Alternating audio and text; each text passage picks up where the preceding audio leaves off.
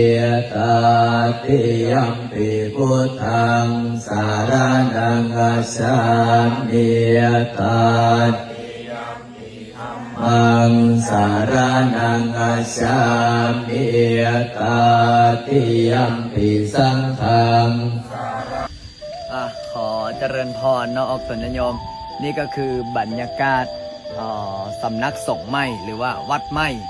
ของพระอาจารย์เนาะอยู่บ้านนายางเมืองนาเซกทองนครหลวงเวียงจันทร์หรือว่าอยู่ใกล้ๆแถวนี้ละแถวอีไลนี่แหละ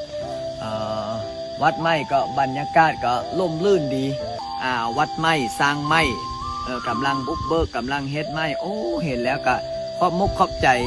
โยมพ่อโยมแม่โยมพี่คณะสายบุญสายญาติธรรมเนาะถ้าผู้ใดอยากจะมาสวดมนต์ถือศีลปฏิบัติธรรมก็มาสวดมนต์นั่งสมาธิภาวนาสร้างบุญสร้างกุศลให้กับตัวเองเนาะย้ำนะ